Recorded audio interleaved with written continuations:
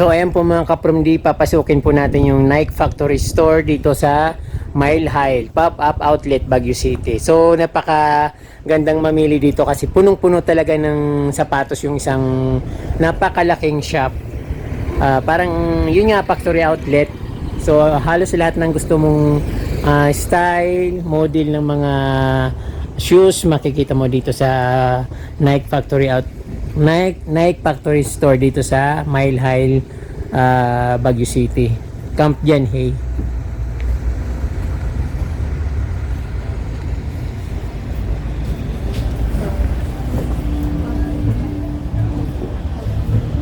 Hello mga ka-From D, nakakamiss itong Mile High dito sa Baguio City kasi mostly nagsarado na, pero itong pinakamagandang pasyalan dito sa Baguio yung mga tindahan ng Nike, yun mayroon pa rin tindahan ng Nike, tapos yung mga imported goods na parang yan sa commissionary parang wala na, pero yung mga sapatos na Nike mayroon pa rin, tapos mayroon natitirang mga shop na nag-open pa rin, may mga ukay-ukay, pero syempre nakakamiss yung lugar na ito dahil dito na sana yung mga tao na pumupunta at dito talaga sila, dito yung target nila kasi dahil sa mga bilihan ng mga imported na apparels katulad ng Nike, Adidas at iba't ibang branded na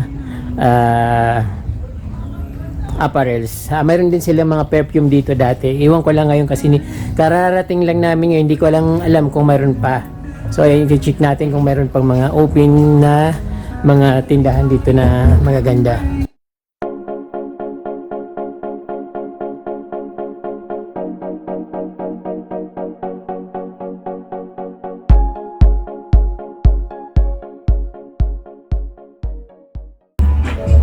So ayan,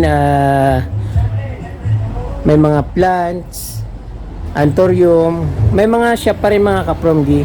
Pero yung talagang target dito na pinupuntahan, yung Nike, Adidas, mga factory outlets ng mga iba't ibang branded. So nagsarado na. Pero maganda pa rin mamasyal dito kasi dito yung pinakamaganda talagang pasyalan, tahimik, saka maluwag yung place.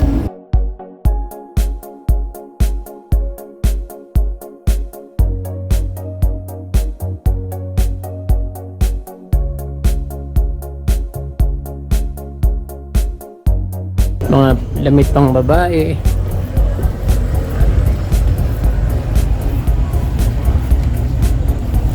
$70% dito sa Nike. 70% off.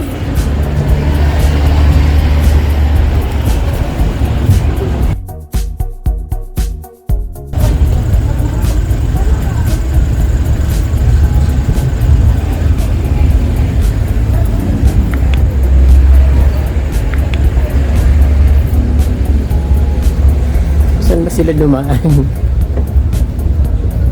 So dito mayroon din Nike dito. So sa kabila mayroon din. Magkarugtong lang yata ito.